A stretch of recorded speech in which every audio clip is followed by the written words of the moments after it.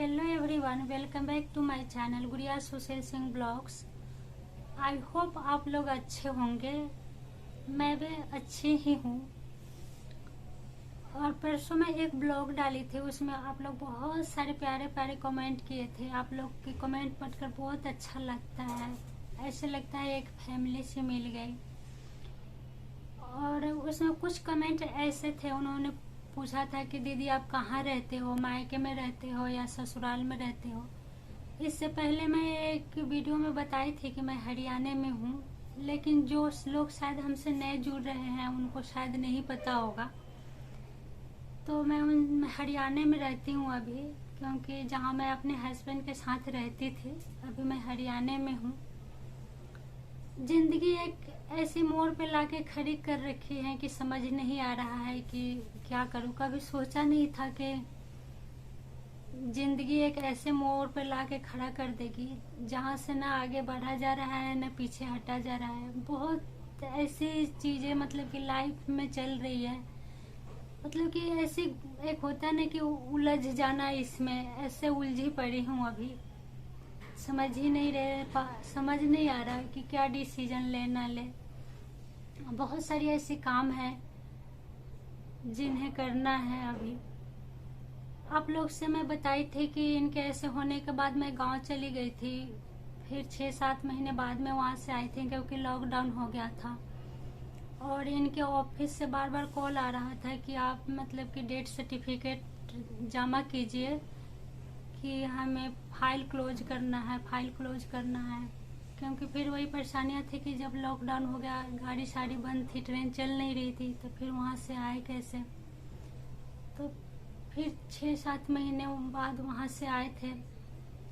फिर death certificate के लिए हॉस्पिटल में गए हम लोग। तो फिर हॉस्पिटल में जाने के बाद उन्होंने मतलब कि ऑनलाइन सब कुछ शुरू कर दिया था। पहले तो बोले थे कि 21 दिन के बाद मिल जाएगा, लेकिन बाद में उन्होंने बोला कि नहीं, ऐसे बीमारी होने की वजह से ये सारी चीज़ें ऑनलाइन कर दिए हैं कि आप ऑनलाइन अप्लाई करो। जब ऑनलाइन अप्लाई किए तो फिर एक बार अप्लाई किए तो वो रिजेक्ट हो गया, क्योंकि इनके पापा का नाम श्यामजी सिंह है, और वहाँ पे ना श्याम सिंह करके उन्होंने मतलब कि गलत मिस्टेक हो गया, होता है ना वही।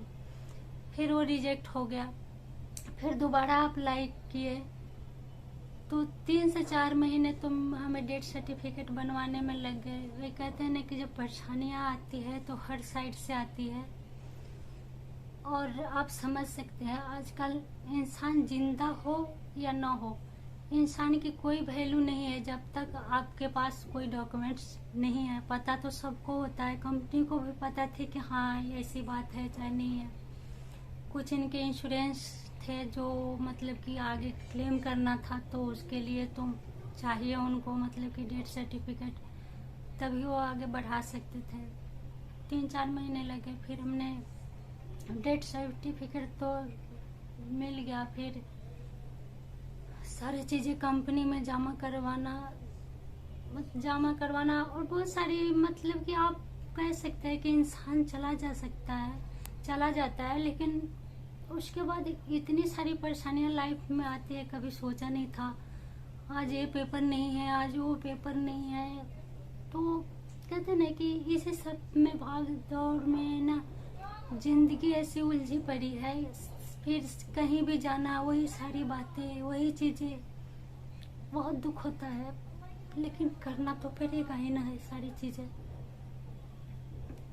चीजें माइंड में घूमती रहती है, ये सारी चलती रहती है ये सब चीजें। उसके बाद हमने जमा कर दिया। फिर ऐसे मतलब कि मार्च में इनकी बरसी थी, फिर वापस गांव गए। फिर इनके बरसी होने के बाद फिर यहाँ पे आए। तो ये काम तो अभी इनकी चल रही है, अभी हुआ नहीं है। अभी और काम हो गया है, लेकिन ये होता है ना कि वेरिफिकेशन वगैरह उनका करना, ये सभी चीज़ें अभी नहीं हुई है। क्योंकि गलती का मतलब कि ये है कि डेथ सर्टिफिकेट उनको मिला नहीं। और इस बीमारी की वजह से तो हर आदमी के साथ परेशानियाँ वही है कि आ ही रही है, हर काम देर से हो रहा है। तो अब उनको वेरिफिकेशन के लिए वो जब आए, और पता नहीं जब आएंगे कि हाँ ये चीज़ सही है या नहीं, उनको तो पता लगाना है तो वो आएंगे। तो अभी तक ये सारी काम पेंडिंग में है। अब देखिए कब तक ये सारे काम सलटते हैं। ऊपर से अंश यहीं पे पढ़ता था और अभी भी पढ़ रहा है वहीं पे, और इसका सोच यही है, यही कहता है कि मम्मी अगर मैं यहाँ से चला जाऊँगा तो हमारे सभी फ्रेंड छूट जाएंगे, मैं क्या करूँ मम्मी। तो देखते हैं कि आगे क्या करना है मुझे। मैं कह रही हूँ कि समझ नहीं आ रहा है, ना आगे बढ़ा जा रहा है ना पीछे हटा जा रहा है मेरे से। और मेरा बेटा कभी गांव में वो रहा नहीं, कभी साल 2 साल में कभी गर्मी की छुट्टियां पड़ती थी तो हम लोग चले जाते थे, नहीं तो इसके पापा मतलब कि ऐसे करते थे कि यहीं पे बाहर चलो घूम के आते हैं, कहीं और चले जाते हैं। तो गांव से इसको मतलब कि ज़्यादा लगाव है नहीं, और वहाँ पे मतलब कि जो भाषा होती है भोजपुरी, इससे कुछ आता भी नहीं है कुछ समझ में। तो वही है और इसके पापा की भी चाहत थी कि मेरा बेटा यहाँ पे पढ़े, एजुकेशन अच्छी मिले। अब ये सारी चीज़ें सोचती रहती हूँ कि मैं क्या करूँ। कुछ डिसीजन अभी नहीं ले पा रही हूँ, आगे देखिए क्या होता है। मैं ज़रूर आप लोगों के साथ शेयर करूँगी। हम दोनों का भी यही सपना था। वही है कि शादी के बाद एक माँ बाप बच्चे के लिए ही सोचते थे क्या सोचते हैं, और हम लोग भी ऐसा ही सोचते थे। तो वही है कि मेरी भी यही सोच है कि मैं बेटे को अपने अच्छा से एजुकेशन दिला दूँ। वही है, मैं मायके में रहूँ या ससुराल में रहूँ, मेरे लिए तो ये तकलीफ़ें अनंत है और रहेगी ही। लेकिन मैं एक माँ होने के नाते सोच रही हूँ कि अपने बेटे को अच्छा एजुकेशन दिला दूँ ताकि उसकी लाइफ अच्छी बन जाए और इनके पापा का भी सपना पूरा हो सके।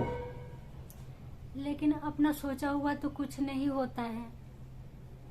अब तो सोचना ही छोड़ दी हूँ मैं कि मतलब कि ऐसे होना चाहिए चाहे वैसा होना चाहिए, सारे सपने तो हमारे ख़त्म हो गए।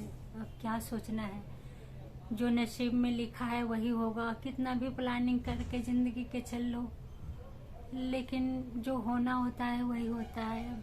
इनके जाने के बाद अब मैं कुछ भी नहीं सोचती। अब ऐसा कुछ रहा ही नहीं लाइफ में कि जिसके लिए सोचा जाए अब ज़्यादा। लेकिन एक माँ बन के अपने बेटे के लिए सोच रही हूँ कि कल इसके मन में ये ना लगे कि आज पापा होते तो मुझे पढ़ाते यहाँ पे, आज मम्मी मुझे नहीं पढ़ा पा रही है यहाँ पे। मैं सोचती हूँ कि इस चीज़ को मैं पूरा कर पाऊँ, ताकि कल ऐसा ना हो कि अंश बड़ा होने के बाद हमारी इज्जत ना कर पाए और सोचे कि मम्मी अपने सुख के लिए मायके में रह गई या ससुराल में। ये सारी चीज़ें हैं।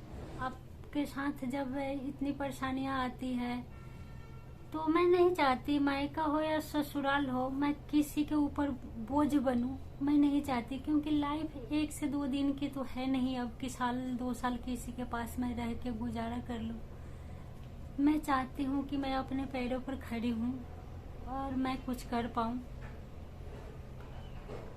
और यहाँ पे हमारे मकान मालिक बहुत मतलब कि बहुत सपोर्टिंग है। आप कह सकती हूँ मैं कि एक माँ बाप जैसे है, केयरिंग भी है।